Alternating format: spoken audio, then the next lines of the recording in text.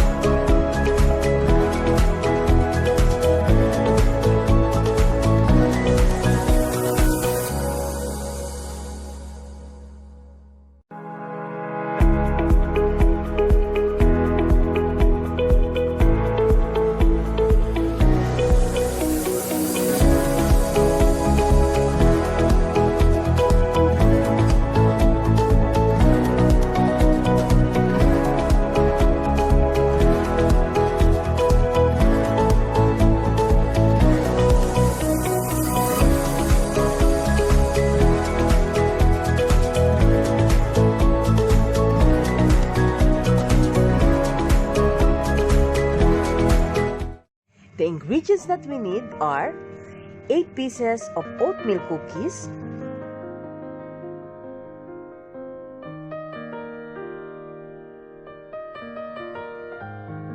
180 grams of cream cheese,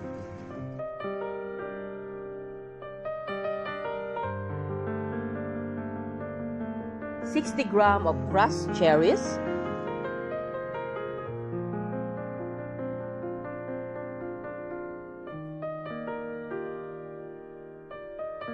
40 grams of white sugar,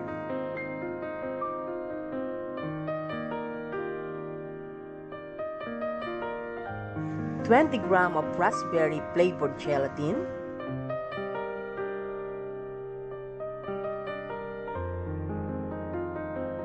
80 ml of milk. For the procedure, just put all together all the ingredients except the oatmeal cookies. Mix it all together until all ingredients are incorporated. And of course, you need to crush the oatmeal cookies, and it is used as a base of your cheesecake. You need to put it in the bowl.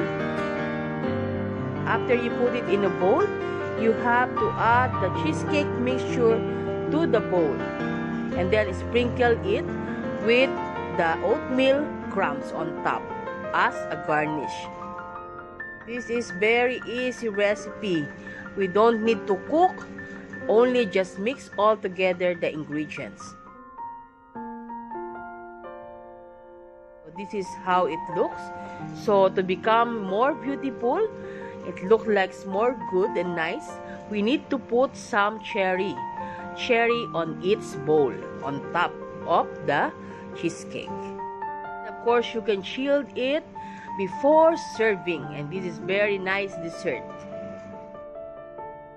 This is a new recipe, and I just formulate this recipe just now because I feel hungry, you know. That's why when I saw these oatmeal cookies, so that's the time I'm thinking, you know, I'm thinking of something to create this new recipe. But the result is very nice and very good taste. This is my work as a research and development chef.